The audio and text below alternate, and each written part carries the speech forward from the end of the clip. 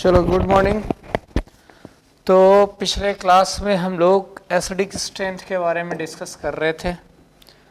थोड़ा कुछ क्वेश्चंस करते हैं उसके बारे में, ठीक है। देखिए आपको तरीका बताए थे। तरीका क्या था कि जो भी एसिड दिया हुआ उसका पहले H+ आप हटा लो, हटाने के बाद उसका कंजुगेट बेस बना लो और कंजुगेट बेस की स्टेबिलिटी चेक करो।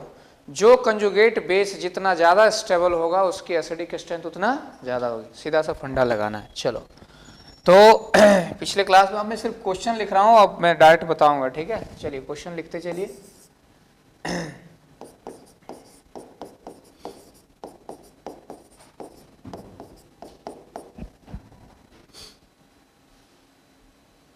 अच्छा एक चीज़ और बताते हैं, थोड़ा सा आप लोग सुन लीजिए।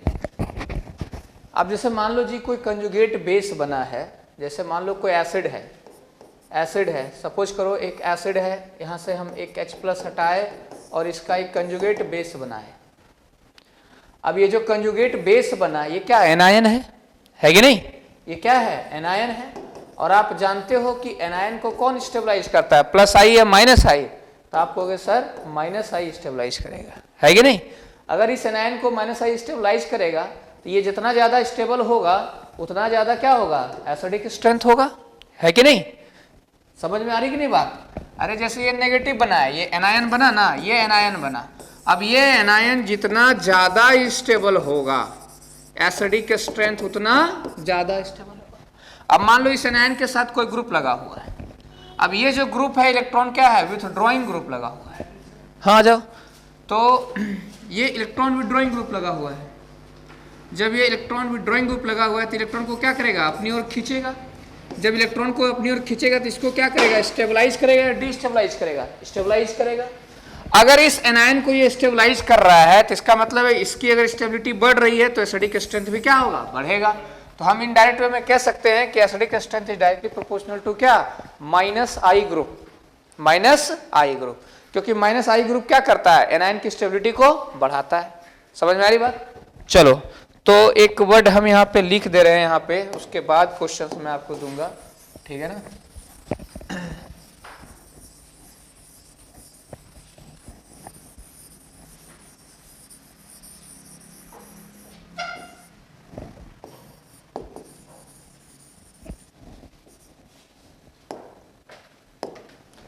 कि acidic strength is directly proportional to -I group, ठीक है। ओके चलिए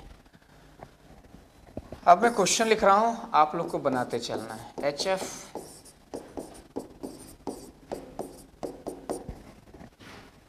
दूसरा क्वेश्चन,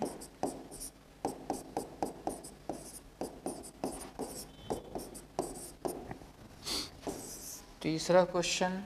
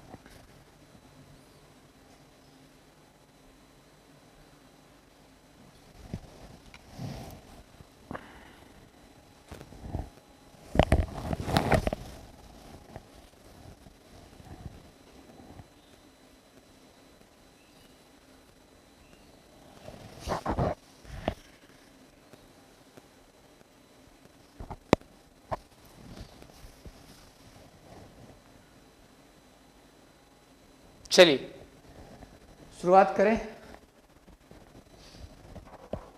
स्टार्ट करें।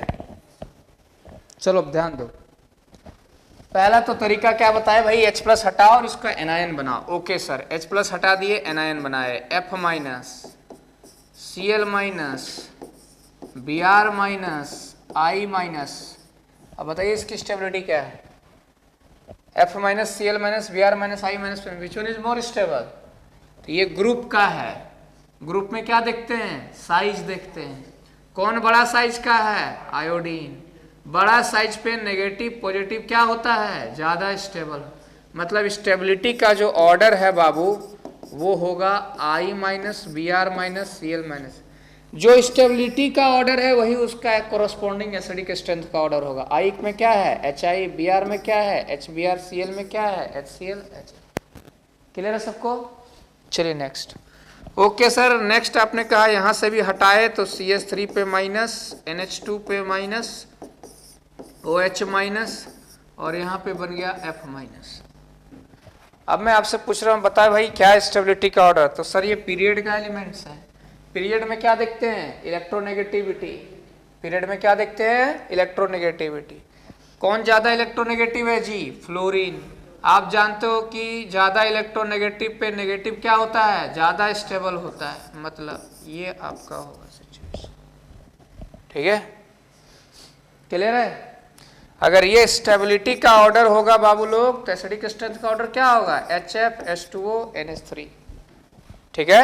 चलिए नेक्स्ट, अगर इसमें हम H हटाए तो ये क्या बनेगा, RO माइनस और ये क्या बनेगा, RS माइनस।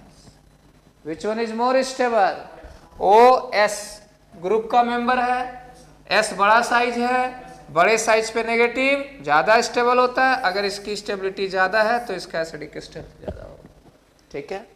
चलो ओके सर, अगला बताओ सर। सर ये अल्काइन है, ये एल्किन है और ये एल्केन है।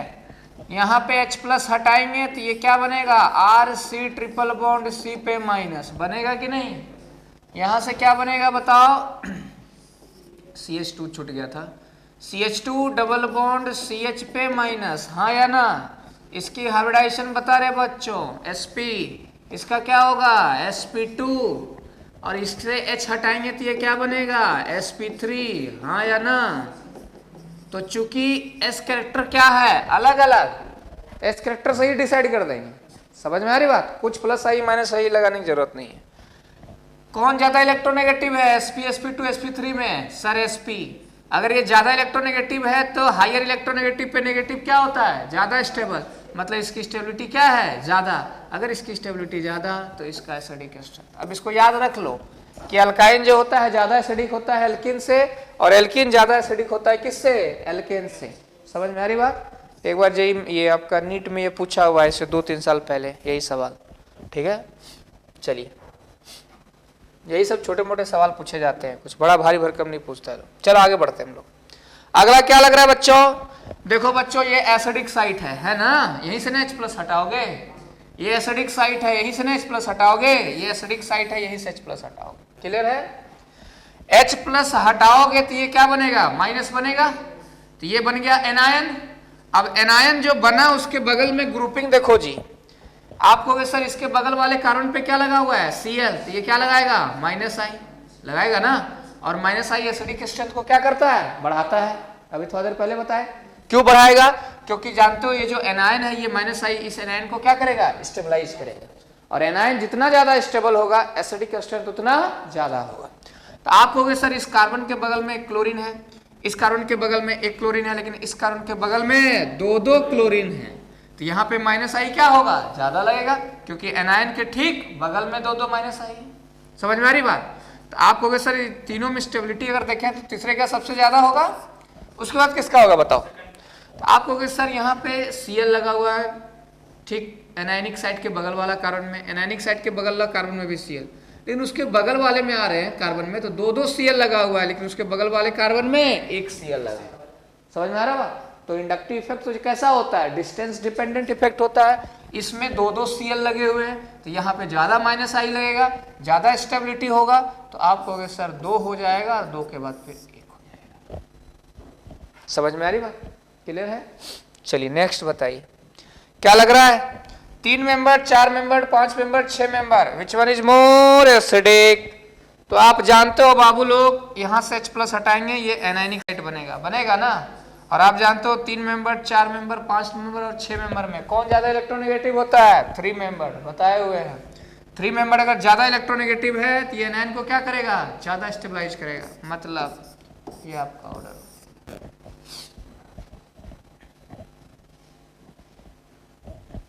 नेक्स्ट,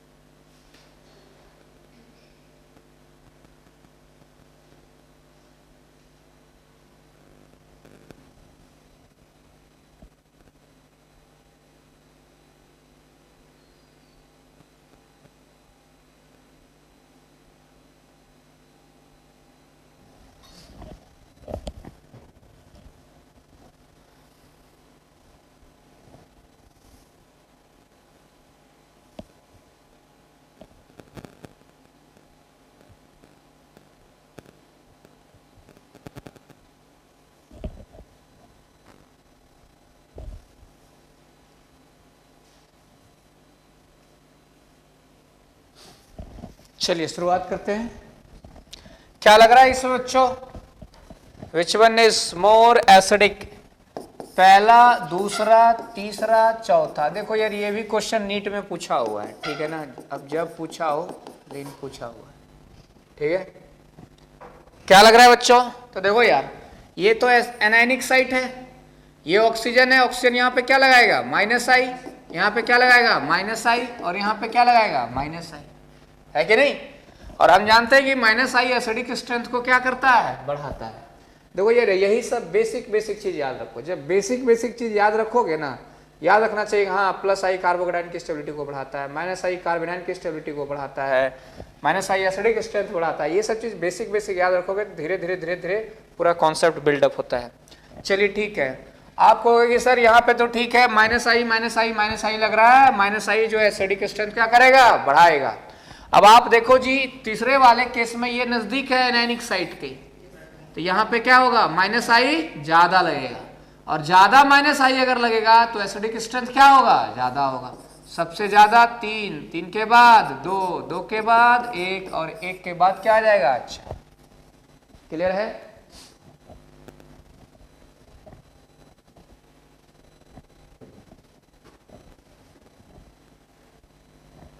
नेक्स्ट सर, यहां पे अगर हम देखें H प्लस हटाएं तो OH माइनस, H प्लस हटाएं तो SH माइनस, और यहां पे H प्लस हटाएं तो किस पे? TE माइनस, है कि नहीं? बड़े साइज पे नेगेटिव क्या होता है? ज्यादा स्टेबल होता है। सर ये ज्यादा एसिडिक होगा।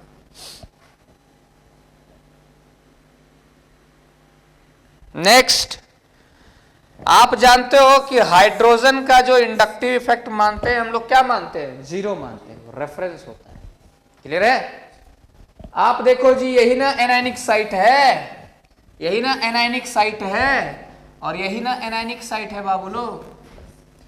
आप देखो जी, यहाँ पे H का तो इंडक्टिव इफेक्ट 0, लेकिन CH3 क्या लगाएगा? प्लस आई। ये भी क्या लगाएगा? प्लस आई। आप जानते हो कि प्लस आई एसिडिक स्ट्रेंथ को घटाएगा कि बढ़ाएगा?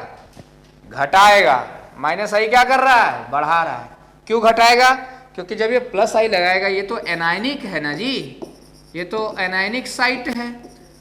अगर एनायनिक साइट है और इलेक्ट्रॉन हम दे रहे हैं तो स्टेबिलिटी बढ़ेगा कि घटेगा? घटेने लगेगा। समझ में आ रही बात? तो आप कहो कि जितना ज्यादा इलेक्ट्रॉन रिलीजिंग ग्रुप रहेगा उसका एसिडिक स्ट्रेंथ उतना कम होगा। आप मेरे को बताओ कौन ज्यादा एसिडिक होगा? सर पहला ज्यादा एसिडिक होगा दूसरे से, दूसरा ज्यादा होगा तीसरे से। क्यों? क्योंकि C2H5 का प्लस आई CH3 से क्या होता है? ज्यादा होता है। क्लियर है? चलो सर नेक्स्ट। सर आप देखो सर, यहाँ पे NO2 क्या लगा रहा है? माइनस आई। CN क्या लगा रहा है? माइनस आई। ये भी क्या? माइनस आई। और ये भी क्या? माइनस। कौन सबसे तगड़ा वाला माइनस आई है रे? पहला वाला है। NO2 सबसे तगड़ा वाला माइनस आई है, और जितना ज्यादा तगड़ा माइनस आई उतना ज्यादा एसिडिक स्ट्रेंथ।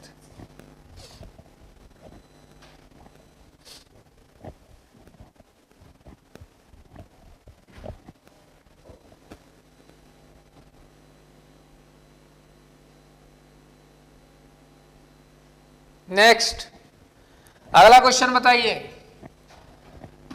क्या लग रहा है? Which one is more acidic?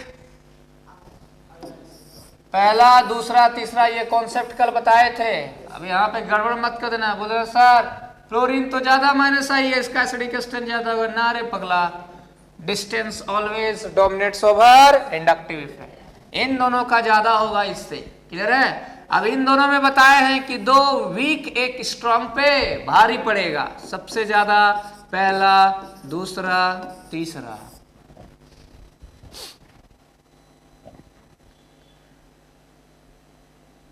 अभी तो भाई ये बिल्कुल थोड़ा थोड़ा हम लोग पढ़ रहे हैं, ठीक है ना। अलग से चैप्टर पढ़ेंगे एसिडिक स्ट्रेंथ, और उसमें जितना है सारे चीज को देखेंगे, ठीक है ना, अलग अलग मिक्सअप करके। चलिए नेक्स्ट, आप देखो जी, यही ना एनायनिक साइट है। यहाँ पे हाइब्रिडाइजेशन sp2, यहाँ पे sp, और यहाँ पे sp3। आप जानते हो कि sp, sp2, sp3 में माइनस आई खींचने का पावर किसका ज्यादा होता है? sp का। तो जितना ज्यादा खींचने वाला पावर रखेगा, जितना ज्यादा माइनस आई लगेगा, उतना ज्यादा एसिडिक स्ट्रेंथ। सबसे ज्यादा सेकेंड, सेकेंड के बाद फर्स्ट, और फर्स्ट के बाद 3। क्लियर है? चलिए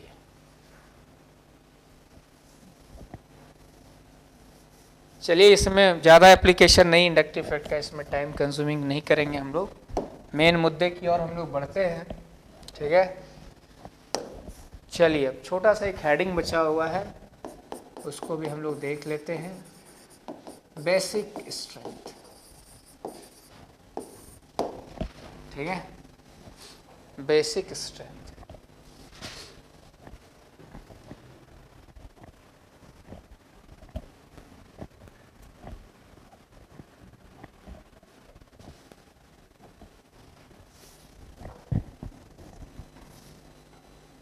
चलिए बेसिक स्ट्रेंथ का सीधा सा फंडा आपको हम बता रहे हैं, डायरेक्टली प्रोपोर्शनल टू कौन सा, प्लस आई ग्रुप। प्लस आई ग्रुप जितना ज़्यादा लगा रहेगा उतना ज़्यादा बेसिक स्ट्रेंथ होगा। ठीक है, एक एग्जांपल लेते हैं, CH3NH2 CH3NH अगला CH3NCH3CH3 और अगला लेते हैं यहाँ पे NH3। ठीक है, हम तुमसे पूछ रहे हैं कि बताइए इसका बेसिक स्ट्रेंथ का ऑर्डर क्या होगा, लेकिन यहाँ पे हम एक चीज मेंशन कर दे रहे हैं, इन गैसियस फेज। ठीक है, कौन सा फेज बाबू लोग, गैसियस फेज। ठीक है, अब क्या है गैसियस फेज, सॉल्वेंट फेज, ये सभी हम लोग बेसिक स्ट्रेंथ में डिस्कस करेंगे। अभी जो बता रहे हैं सिर्फ उतना यहाँ। आप देखो जी, यहाँ पे CH3 क्या है, रिलीजिंग 1 प्लस आई, यहाँ पे 2 प्लस आई, यहाँ पे 3 प्लस आई। सबसे ज्यादा बेसिक स्ट्रेंथ कौन होगा बताओ, बोलो ना रे, तीसरा होगा ना, तीसरा के बाद दूसरा, दूसरा के बाद पहला, पहला के बाद चौथा। क्लियर है, ओके सर। अगला मान लो कि आपको मैं कुछ इस तरह से लिखूं,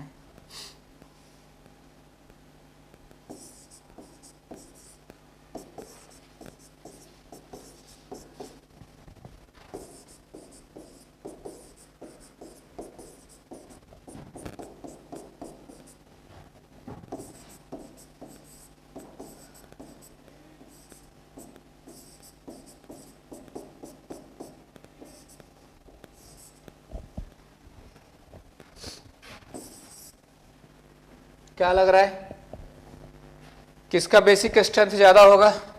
तो देखो यार सिंपल से होता क्या है, यहाँ पे जब भी इलेक्ट्रॉन रिलीज करेगा ना तो यहाँ पे इलेक्ट्रॉन डेंसिटी बढ़ना शुरू हो। जब दो साइड से रिलीज करेगा तो यहाँ पे इलेक्ट्रॉन डेंसिटी क्या होता है, और ज़्यादा बढ़े।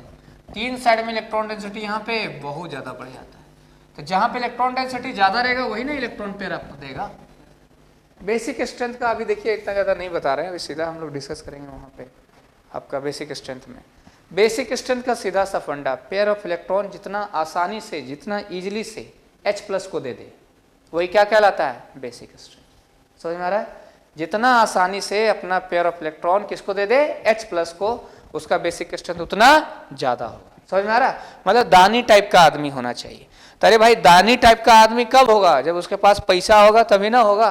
तो यहाँ पे देखो क्या कर रहा है, इलेक्ट्रॉन को रिलीज कर रहा है, पैसा यहाँ पे रिलीज कर रहा है, तो इसके पास थोड़ा पैसा बढ़ रहा है। यहाँ पे 2 साइड से बढ़ा रहा है, यहाँ पे 3 साइड से बढ़ा रहा है। अब यहाँ अगर पैसा बहुत ज्यादा है तो दानी का इफेक्ट भी क्या होगा, ज्यादा होगा। बात समझ में आ रही बात, तो बस सही बात है। अब चलिए आगे देखते हैं क्या लग रहा है कौन सबसे ज्यादा होगा। तो यार यहाँ पे देखो ये लोन पेयर है, ये भी लोन पेयर है और ये भी लोन पेयर है कि नहीं। यही लोन पेयर किसको डोनेट करना है, H+ को। आप देखो इसका हाइब्रिडाइजेशन क्या है जी, sp, इसका क्या है sp2 और इसका क्या है sp3, हाँ या ना। आप बताइए जी कौन सबसे ज्यादा इलेक्ट्रोनेगेटिव है इसमें, sp।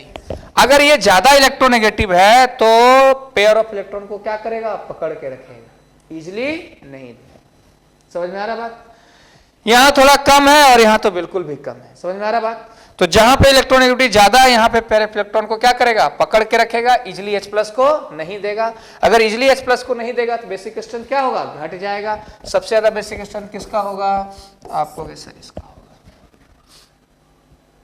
समझ में आ रही बात, क्लियर है सबको, ठीक है सर। नेक्स्ट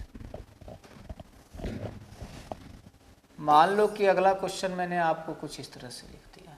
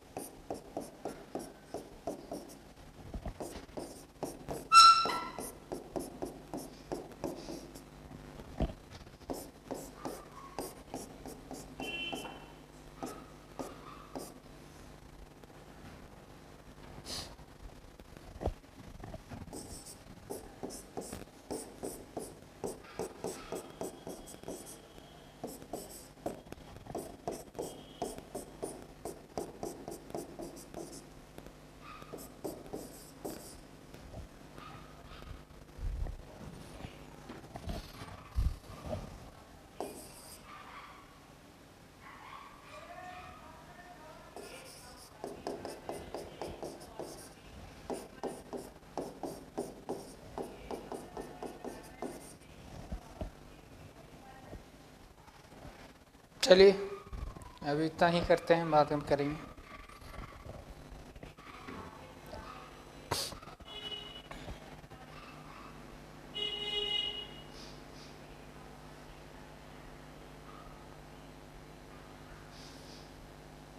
अभी नहीं स्टार्ट करिए, अभी आप स्टार्ट करिएगा बेसिक स्ट्रेंथ का बनाना तो सवाल फंस जाएगा, क्योंकि बेसिक स्ट्रेंथ में बहुत कुछ नहीं बताए हैं, ठीक है ना। वो सब हम लोग जब अलग से पढ़ेंगे तब आप बनाना शुरू करिए। हाँ, इंडक्टिव इफेक्ट का क्वेश्चन आप अब बना सकते हैं, ठीक है ना। हाँ, बेसिक स्ट्रेंथ का भी नहीं बनाइए, क्योंकि अभी बेसिक स्ट्रेंथ बहुत सारा चीज़ बताएंगे जब बेसिक स्ट्रेंथ पढ़ाएंगे, ठीक है। चलिए कोई बात नहीं है, नेक्स्ट आगे बढ़ते हैं हम लोग। क्या लग रहा है बच्चों? तो सर इसको अगर देखा जाए तो ये क्या है रे, sp2 हाइब्रिडाइज्ड, हाँ या ना, और ये क्या है sp3 हाइब्रिडाइज्ड। कौन आसानी से पेयर ऑफ इलेक्ट्रॉन को देगा? sp3 वाला, basic strength. Okay sir, next. Sir ये sp3 है, ये भी sp3 है, और ये क्या है sp2, हाँ या ना, क्लियर है। आप कहोगे सर कौन आसानी से देगा? सर ये दोनों आसानी से देंगे, इसका मतलब है सबसे कम इसी का हो जाएगा ना। चलो सर अब इन दोनों में देखते हैं। सर इन दोनों में अगर आप देखें तो देखो जी, लोन पेयर देने वाला एटम भी दोनों जगह क्या है, सेम। एस कैरेक्टर भी क्या है, सेम। अब लगाएंगे प्लस आई और माइनस आई, समझ में आ रहा बात। ऑक्सीजन यहाँ पे क्या लगाएगा, माइनस आई। माइनस आई बेसिक स्ट्रेंथ को बढ़ाएगा कि घटाएगा? घटाएगा। मतलब सबसे ज्यादा कौन हो जाएगा, फर्स्ट, सेकेंड, थर्ड, ठीक है।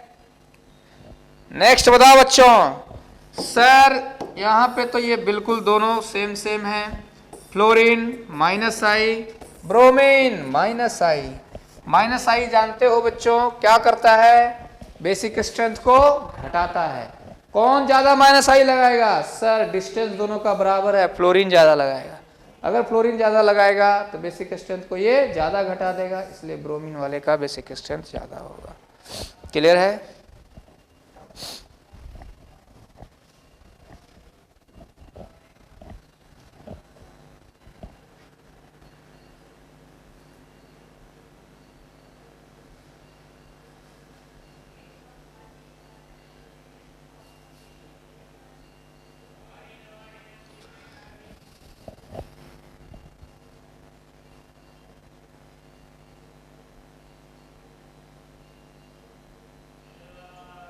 चलिए और बचा है, एक बचा है। क्या लग रहा है ये?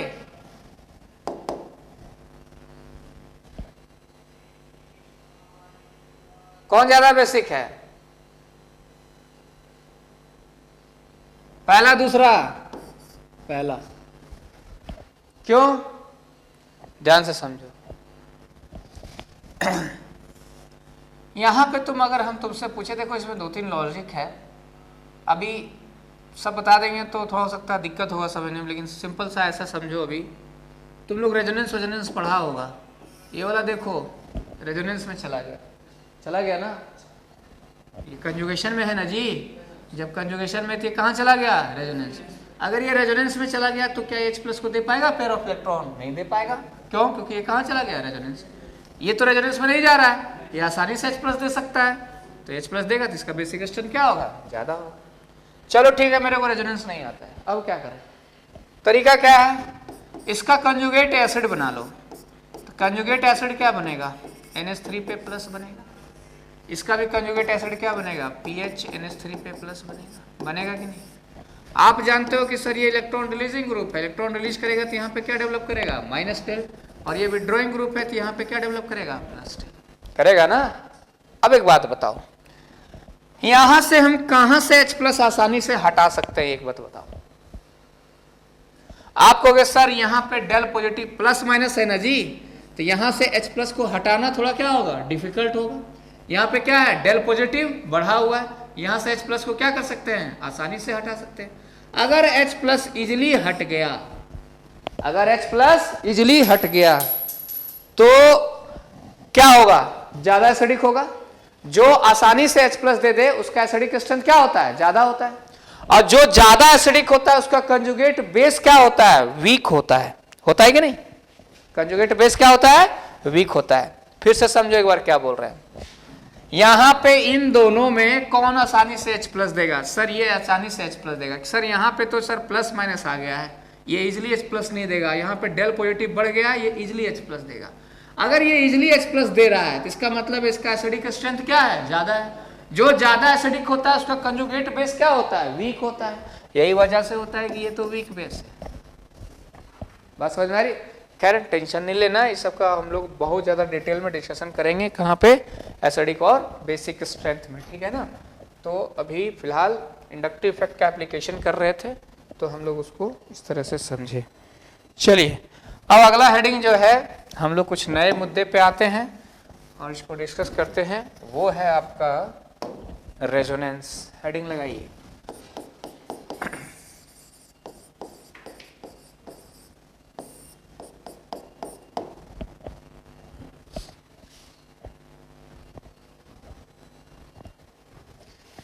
अब देखो यार, रेजोनेंस का बहुत इंपॉर्टेंट एप्लीकेशन है पूरे ऑर्गेनिक केमिस्ट्री में, ठीक है ना। और ये बहुत इंपॉर्टेंट चीज है, इसको अच्छे से समझना और पढ़ना बहुत जरूरी चीज है, ठीक है। चलिए तो हम लोग क्या करते हैं, इसकी शुरुआत करते हैं, ठीक है ना। देखो यार, रेजोनेंस के बारे में क्या है कि आपको एकदम बिल्कुल ठेठ भाषा में समझाते हैं कि रेजोनेंस एक इंट्रामोलिकुलर प्रोसेस है, मॉलिक्यूल के अंदर में होता है। और मॉलिक्यूल के अंदर में होता क्या है? मॉलिक्यूल के अंदर में क्या होता है कि पाई इलेक्ट्रॉन्स या नन बॉन्डिंग इलेक्ट्रॉन्स, समझ में आ रहा है? स्टेटमेंट समझिएगा, कौन सा? पाई इलेक्ट्रॉन्स और नन बॉन्डिंग इलेक्ट्रॉन्स वो डीलोकेलाइज्ड होते हैं। कैसे होते हैं? डीलोकेलाइज्ड। डीलोकेलाइज्ड कहने का क्या मतलब होगा अभी हम बताते हैं, ठीक है।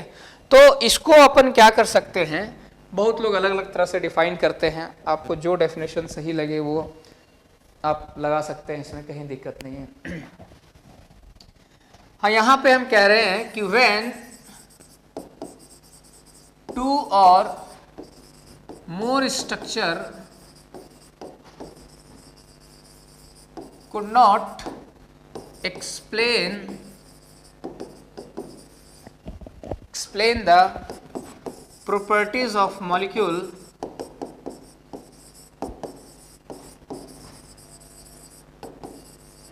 then we say molecule exhibiting resonance। क्या कहने का मतलब है सर? कहने का मतलब हम आपको समझा रहे हैं, आप टेंशन मत लीजिए। थोड़ा सा समझते हैं हम लोग तरीका क्या है। सपोज करो लालपुर चौक है, ठीक है। तो लालपुर चौक में सपोज करो कि आप देख रहे हो कि लालपुर चौक जो है वो चारों तरफ से रास्ता है, इधर से भी आए, इधर से भी, आगे से भी, पीछे से भी, हर तरफ से। लालपुर चौक में समझो एक मर्डर हो गई, ठीक है। आया, गोली मारा, भाग गया मर्डर। पुलिस आई, पुलिस वारदात पे पहुंची, पुलिस वारदात पे पहुंची तो उसने वहां से बहुत सारे भीड़ इकट्ठे, बहुत लोग थे वहां से, उन्होंने 4 आदमी 5 आदमी को कलेक्ट किया, उठा के वो थाना ले गए।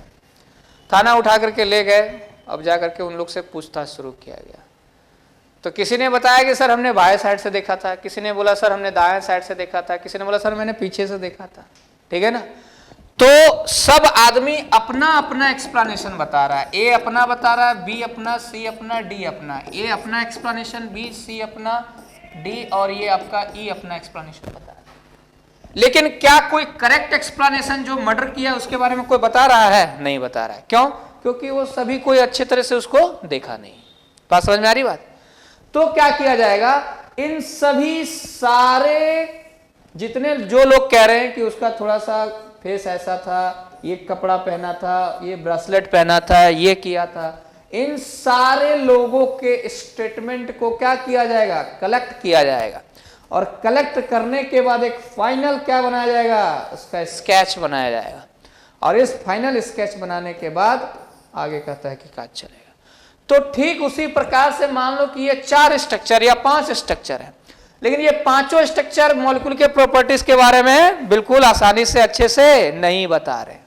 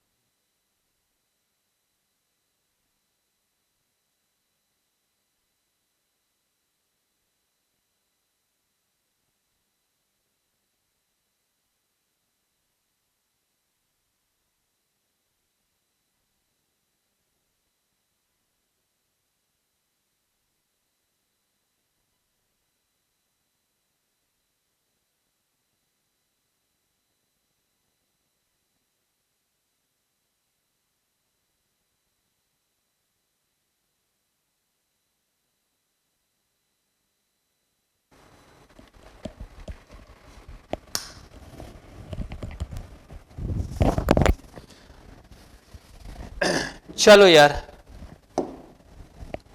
थोड़ा सा कुछ टेक्निकल इशू की वजह से इंटरप्शन हुआ, तो हम लोग अब ऐसा एग्जाम्पल ही ले लिए थे कि बेचारा लाइट भी सोचा थोड़ा देर के लिए हम निकल लेते हैं, रेजोनेंस है ना। It happens earlier too in the physics classes. कोई बात नहीं है, बड़े बड़े शहरों में छोटी छोटी बातें होती रहती है ना। चलिए कोई बात नहीं।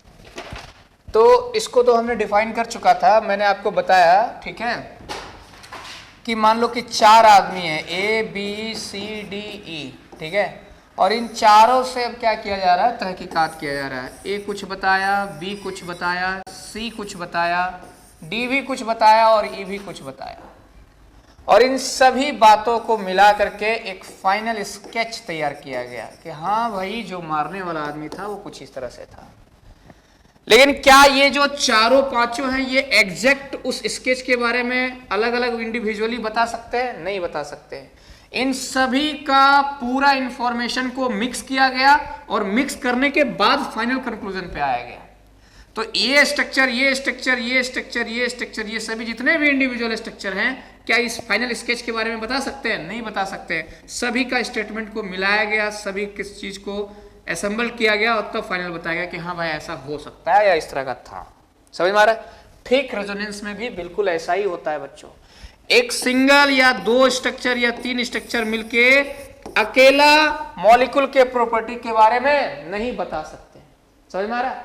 अगर मॉलिक्यूल के प्रॉपर्टी के बारे में बताना है तो जितने भी इंफॉर्मेशन हैं सभी इंफॉर्मेशन को कलेक्ट किया जाएगा, एक फाइनल इंफॉर्मेशन बनेगा और वो फाइनल इंफॉर्मेशन जो है फाइनली मॉलिक्यूल का प्रॉपर्टीज को बताएगा। क्लियर है? सर कहने का क्या मतलब है? कहने का मतलब ये है बाबू लोग, थोड़ा सा समझिएगा। डेफिनेशन तो लिख दिए थे, हमको लगता है वो इरेज आउट हो गया होगा, फिर से लिख दूं क्या या समझ जाओगे? कोई बात नहीं, ठीक है। सपोज करो कि ये बेंजीन है, एकदम ध्यान से देखना, थोड़ा सा ऐसे भी डेफिनेशन से कुछ होता नहीं, नीट में डेफिनेशन थोड़ी पूछेगा रे।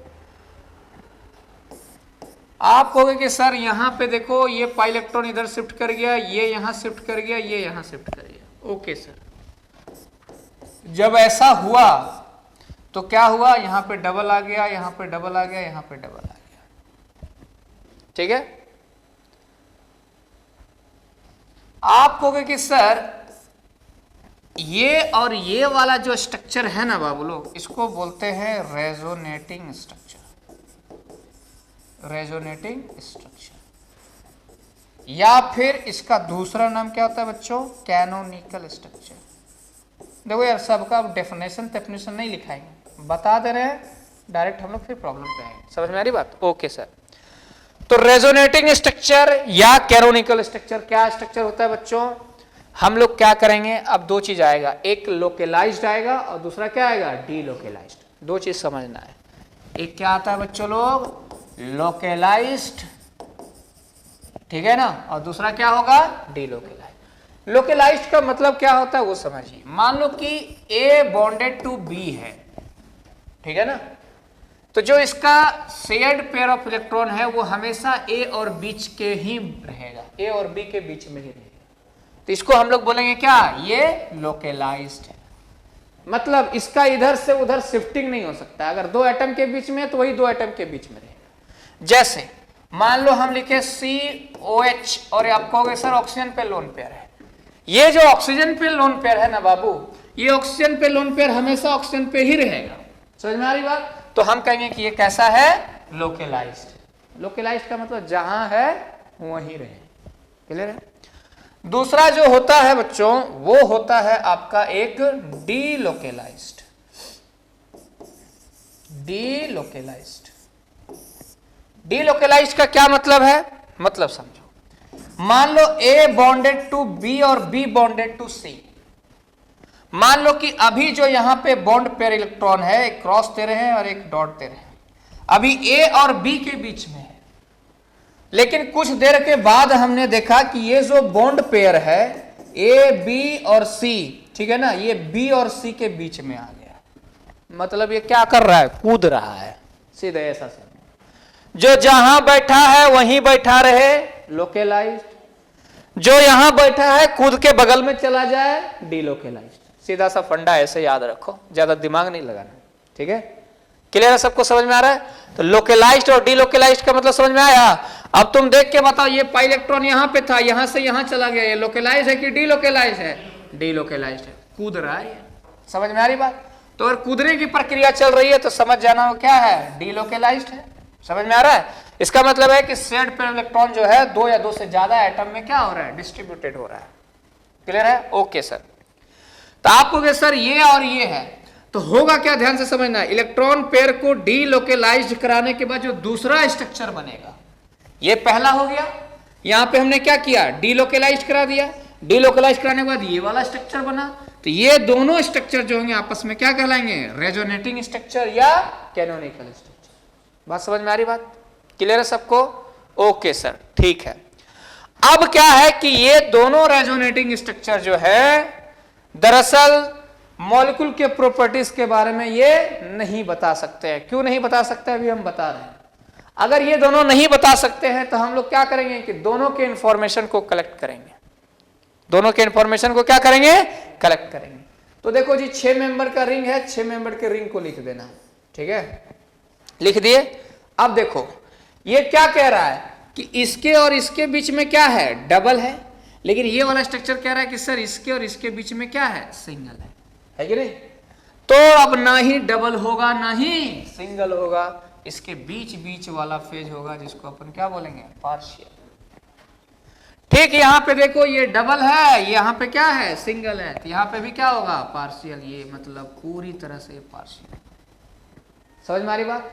और ये जो स्ट्रक्चर बना बाबू लोग, इसी को अपन बोलते हैं रेजोनेंस हाइब्रिड। क्या बोले, resonance.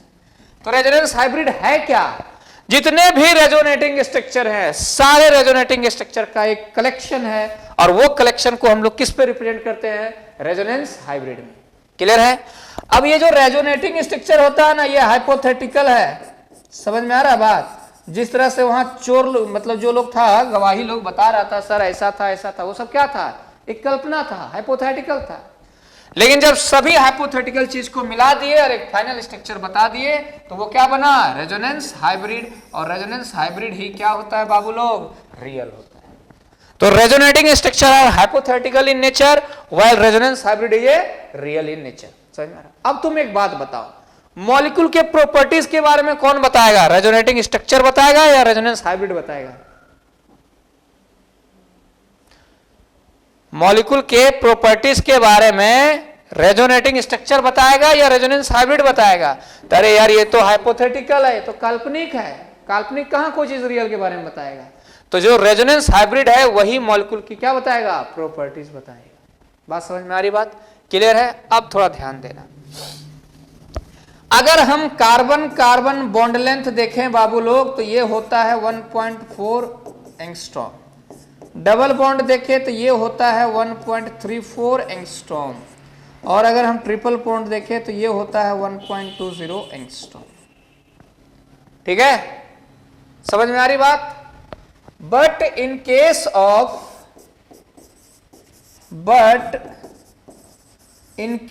Of benzene, all carbon carbon bond is of equal length of 1.39 angstrom.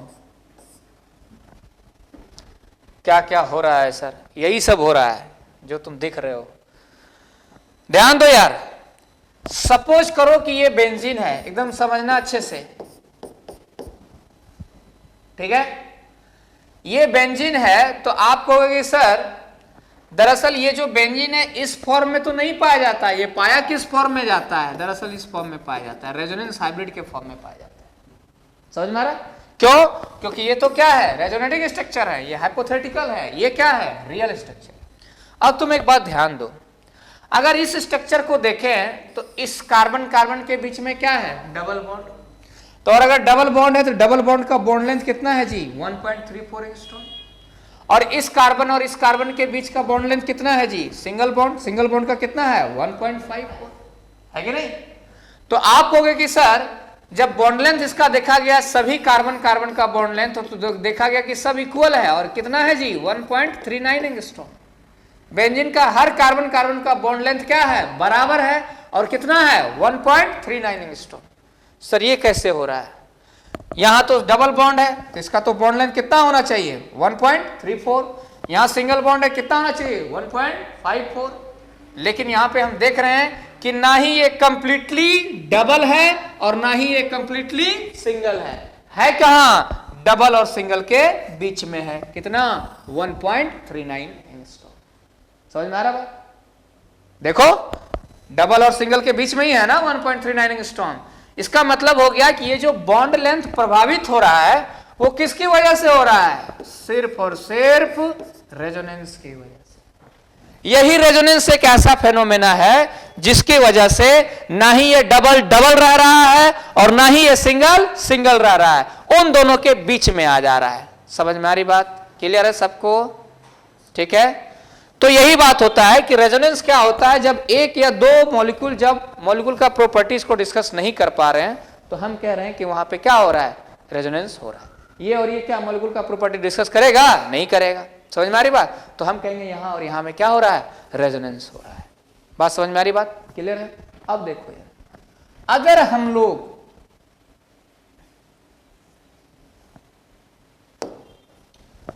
हम लोग बॉन्ड लेंथ की बात करें, ठीक है ना, तो आप जानते हो सिंगल बॉन्ड का बॉन्ड लेंथ सबसे ज्यादा होता है। उसके बाद क्या आएगा? Partial double. क्या आएगा बच्चों? Partial double. उसके बाद फिर क्या आएगा? डबल। उसके बाद फिर क्या आएगा? ट्रिपल। हाँ या ना? क्लियर है सबको? ओके सर, क्लियर है? तो आप कहोगे सर ये बॉन्ड लेंथ का ऑर्डर है। अब इसको याद रखना, आगे जब हम लोग पढ़ेंगे क्वेश्चन करेंगे तो बॉन्ड लेंथ का सवाल इसी से बनाएंगे कि सिंगल बॉन्ड का बॉन्ड लेंथ सबसे ज्यादा होगा, उसके बाद पार्शियल डबल, उसके बाद डबल, उसके बाद ट्रिपल। ठीक है सर, ओके, यहां तक तो समझ में आ गया। अगर हम लोग ये चीज तो पहले जानना जरूरी है कि सर रेजोनेंस कहां कहां और कब कब होगा। इतना चीज तो हम लोग समझ गए कि हाँ रेजोनेंस जो है, रेजोनेंस एक फेनोमेना है जहां पे क्या होता है? डीलोकलाइजेशन ऑफ क्या? पाई इलेक्ट्रॉन या फिर नॉन बॉन्डिंग इलेक्ट्रॉन। अब नॉन बॉन्डिंग इलेक्ट्रॉन सब क्या होता है सब धीरे धीरे एग्जाम्पल में आएगा। चलो सर, अगला जो स्टेटमेंट है ना बच्चों वो क्या है? वो है कि आपका कंडीशन ऑफ रेजोनेंस। रेजोनेंस के लिए कंडीशन क्या चाहिए? ठीक है ना? तो कंडीशन ऑफ रेजोनेंस क्या है बच्चों? पहला कंडीशन जो है वो है आपका system must B conjugated. System must B conjugated। Okay sir, ठीक है। दूसरा क्या है बच्चों? दूसरा है सर कि the orbital taking part in resonance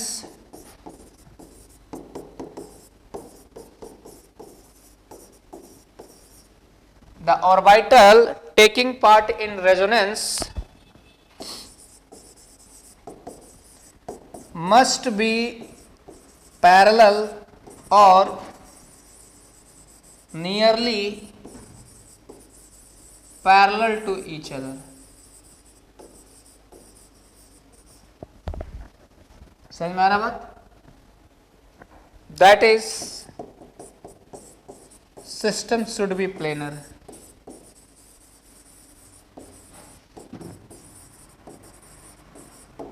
क्या कहने का मतलब है? सब समझा रहे हैं, धीरे धीरे समझा रहे हैं। पहला कंडीशन क्या हो गया? System must be conjugated. Conjugation का क्या मतलब होता है अभी बताएंगे। और orbital taking part in resonance must be parallel और nearly parallel to each other. क्या मतलब है? चलिए एग्जांपल कितना चलता है। पहला जो हम लोग देखेंगे वो देखेंगे types of conjugation. Types of conjugation पहला जो हम लोग देखेंगे बाबू वो देखेंगे पाई पाई कंजुगेशन। क्या मतलब होता है समझिएगा थोड़ा। ठीक है। पाई पाई कंजुगेशन कहने का मतलब है, ध्यान दीजिएगा थोड़ा, CH2 double bond CH, CH double bond CH, और यहाँ पे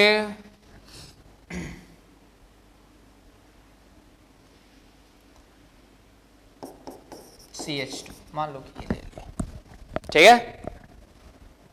एक एग्जांपल ले लिए। अब यहाँ पे हमको देखना है कंजुगेशन का क्या मतलब होता है बाबू लोग, अल्टरनेट डबल सिंगल। क्या होता है? Alternate double single. तो आप देखो, double single double single double, system क्या है मेरा? कॉन्जुगेटेड। समझ में आ रहा? और चूंकि पाई पाई है तो इसीलिए इसको अपन क्या बोल रहे हैं? पाई पाई कंजुगेशन। ठीक है, चलो मैं तुमसे वैसे पूछ रहा हूं, ये सीधा साधा एग्जांपल बताओ तो, सिस्टम कंजुगेटेड है कि नहीं? अरे देख के बोल रहे, double single double single double single double, system क्या है? कॉन्जुगेटेड। ओके सर, अगला मान लो कि मैंने आपको इस तरह से दे दिया, अब बताओ सिस्टम कॉन्जुगेटेड है कि नहीं? है या नहीं? सिस्टम कॉन्जुगेटेड है या नहीं sir? Double single single double, ना रे, क्या होना चाहिए? डबल के बाद सिंगल, सिंगल के बाद डबल। तो ये सिस्टम मेरा कॉन्जुगेशन में नहीं। समझ में आ रही बात? क्लियर है? Okay sir. अगर मान लो तुमको हम कुछ इस तरह से दे दें और अब हम पूछें बताओ सिस्टम कॉन्जुगेशन में है या नहीं, तो अब ध्यान देने वाली बात यहां पे है। देखो जी, आप कहोगे सर अगर इधर से हम चलें तो डबल सिंगल सिंगल सिंगल, इधर से तो कंजुगेशन में नहीं है, लेकिन अगर यहां से यहां मूव करें बाबू लोग तो क्या हालत लग रहा है ये बताओ? कंजुगेशन में है। तो अगर इस यहाँ पे भी कंजुगेशन में है तो मॉलिक्यूल को हम बोलेंगे कि यहाँ पे भी सिस्टम क्या है? कॉन्जुगेटेड है। समझ में आ रही बात? क्लियर है सबको? तो ये कैसा कंजुगेशन है जी? पाई पाई कंजुगेशन। समझ में आ रही बात? क्लियर है? चलो ठीक है, अब क्या ज्यादा एग्जांपल करें, समझ में आ ही रहा क्या मतलब है? चलिए ठीक। दूसरा जो है बच्चों वो है पाई पॉजिटिव कंजुगेशन। पाई पॉजिटिव कंजुगेशन, चलिए क्या मतलब है सर? आइए देखते हैं। CH2 double bond CH, CH2 पे प्लस। देखो अब करो क्या, जो प्लस है ना बच्चों उसको डबल बॉन्ड मान लेना, प्लस को क्या मान लेना? Double bond. चलो तो बताओ कंजुगेशन में है कि नहीं? डबल सिंगल डबल, सिस्टम क्या है मेरा? कॉन्जुगेटेड। समझ में आ रहा बात? Okay sir. अगला मान लो कि तुमको कुछ इस तरह से हम लिख दिए, अब हम पूछ रहे हैं बताओ क्या हालत है? कंजुगेटेड है कि नहीं? Sir double single double double single double, system मेरा क्या है? Conjugate. Okay sir. CH2 double bond CH, CH double bond CH, और यहाँ पे CH2 पे प्लस। अब हम तुमसे पूछे बताओ भाई क्या हालत है? कंजुगेटेड है कि नहीं? बोलो ना रे, double single double single double, system क्या है? कॉन्जुगेटेड। समझ में आ रही बात? ओके चलो मान लो कि मैंने कुछ इस तरह से लिख दिया, अब तुमसे पूछ रहे हैं बताओ भाई कॉन्जुगेशन में है या नहीं है?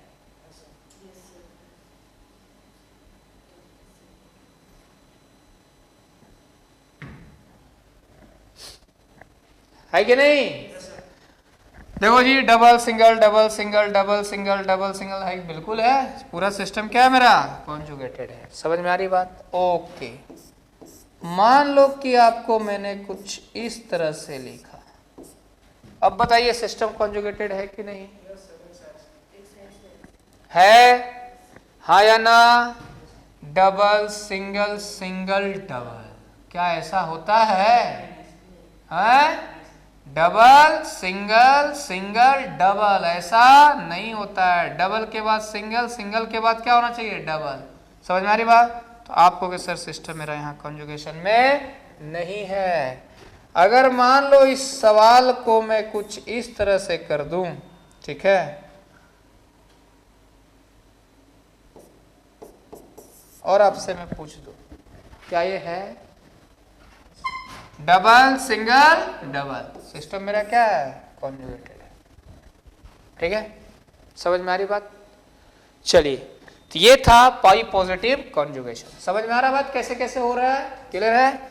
चलिए एक लास्ट हम लोग करते हैं, वो है आपका पाई लोन पेयर कंजुगेशन।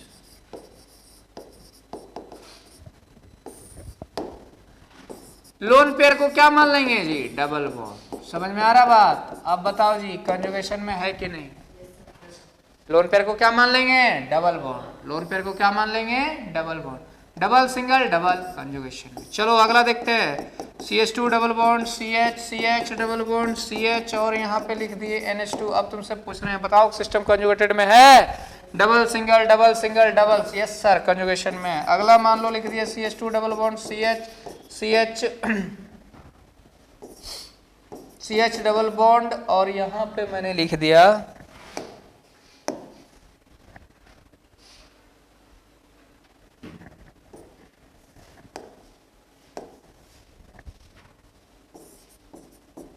और आपसे मैं पूछ रहा हूं कि भाई बताओ सिस्टम कंजुगेशन में है या नहीं?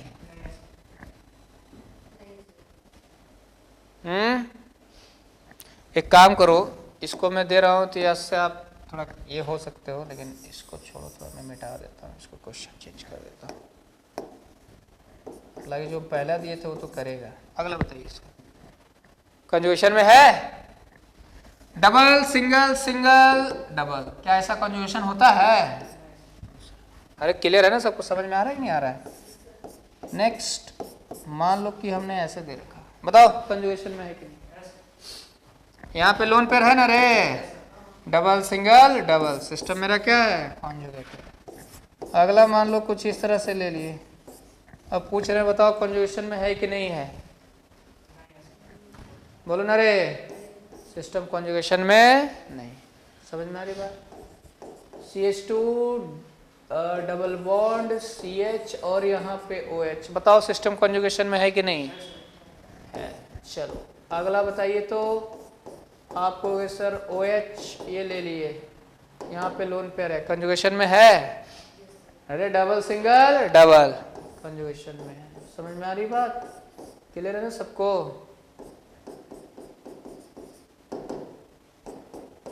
कंजुगेशन में है डबल सिंगल डबल। चलिए ठीक है, आज की कथा को विराम दिया जाता है, मिलते हैं अगले क्लास। पढ़ाई लिखाई करते रहिए, ठीक है ना?